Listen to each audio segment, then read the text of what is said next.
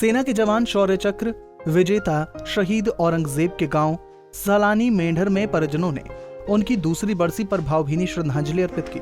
जानकारी के अनुसार आज यानी 14 जून को ईद की छुट्टी लेकर वापस घर आते समय आतंकियों ने बंदी बनाकर औरंगजेब की हत्या कर दी थी, जिसके बाद पूरे भारत ने उनकी शहादत को सलाम किया था। आज कोरोना वायरस के चलते बड़े पैमाने पर उनकी बरसी नहीं मनाई गई। परिजनों ने उनकी कब्र पर जाकर फूल अर्पित किए और उन्हें भावभीनी श्रद्धांजलि दी। इस मौके पर शहीद औरंगजेब के पिता मोहम्मद हनीफ का कहना था कि उन्हें आज वो दिन याद आ गया जब उनके बेटे को आतंकियों ने मौत के घाट उतार दिया था। उन्होंने कहा कि पूरे भारत देश को गर्व है, औरंगजेब ने बिना डरे आतंकियों का सामना करते हुए अपनी जान न्यौछावर कर दी थी। इस मौके पर उन्होंने कश्मीर के नेताओं पर निशाना भी साधा और कश्मीर में फैले आतंकवाद के लिए उन्हें दोषी ठहराया।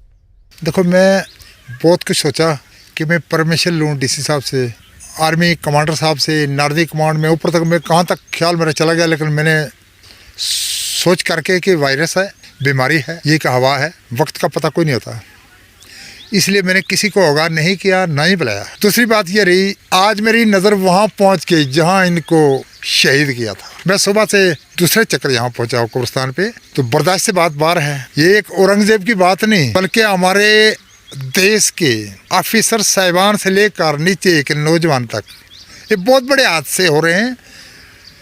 मैं सबको जो दुनिया से चले गए, हमारे डिफेंस के अफसर साहिबान हो, जेसिस हो, अवार हो, सबको मैं सैल्यूट करता हूँ, सलाम करता हूँ और भगवान से, खुदा से, वाहिगुरु से उनके लिए प्रार्थना मांगता हूँ। एक तो देश के अंदर कोरोना वायरस, ऑल वर्ल्ड के अंदर, और आज भी ये जो मिलिटेंट हैं, जो उग्रवाद हैं, आज भी उन्होंने सता के रखा है। इसका ऐसा कोई इलाज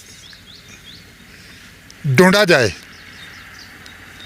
एक कल परसों एक सरपंच को श्रीनगर में मार दिया, जवानों पे हमला कर रहे हैं, सिविलियन पे हमला कर रहे हैं, ऐसे क्यों हो रहा है? देखो, बात कहाँ की थी? बात तो औरंगजेब के शहीद की बात थी। इतनी बड़ी कुर्बानी कोई नहीं दे सकता। कहने से मैं भी कहूँगा मैं ये करूँगा, लेकिन हो नहीं सकता। कोई जान देने के लिए तैयार नहीं है।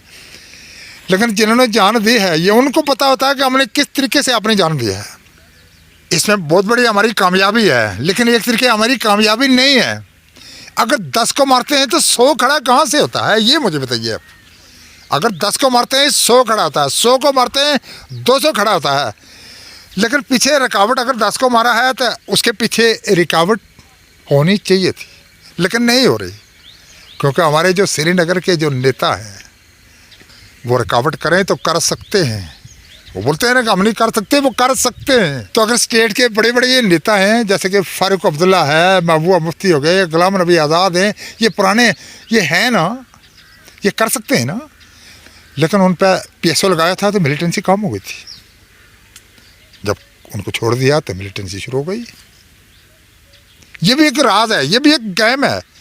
ऐसे क्यों हो रहा है? जो सही आदमी है उनको चाहिए कि उस पर कंट्रोल करें। हर आदमी का फ़र्ज़ बनता है, जो इस देश का नमक खा रहे हैं उसका फ़र्ज़ बनता है इस चीज़ को कटाने के लिए, इसको छड़ाने के लिए ये रास्ता उनसे बंद करवाया जाए। और आने वाले वक्त में जो बच्चे हमारे हैं, जो हमारे देश के रखवाले हैं, जो देश के चौकीदार हैं, उनका नुकसान ना हो। वहीं शहीद औरंगजेब के छोटे भाइयों ने भी अपने भाई की शहादत को याद किया और कहा कि उन्हें अपने भाई पर गर्व है कि उन्होंने देश के लिए कुर्बानी दी। मेरा नाम मोहम्मद आसम है, शहीद औरंगजेब का सबसे छोटा भाई हूँ। मेरे को अपने भाई पे गर्व है, जो इस 14 जून को जिन्हें देश के लिए शहादत दी। तो मैं यही कहना चाहता हूँ, बहुत मेरे को गर्व है। और देशवासियों पे भी गर्व है, जो सेना के जवान हैं उन पे भी गर्व है, जो शहीद हो रहे हैं जैसे, तो उन पे भी गर्व है, वो अपने देश के लिए शहादत दे रहे हैं। यही देना चाहता हूँ कि अपने देश के और नमक खा रहे हो, देश के बनो। पर कश्मीरियों को ज़्यादा, कश्मीरी जो है खाते हैं हिंदुस्तान का, गाते पाकिस्तान का। ये नहीं कि जफर इकबाल औरंगज़ेब का छोटा भाई हूँ मैं।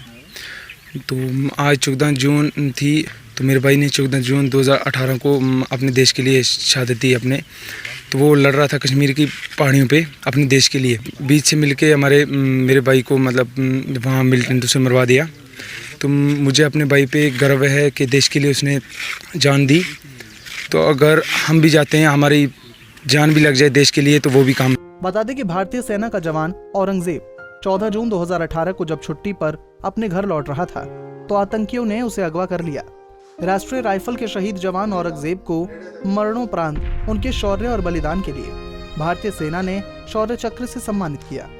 मेंढर से नाजीम अली, पंजाब केसरी टीवी।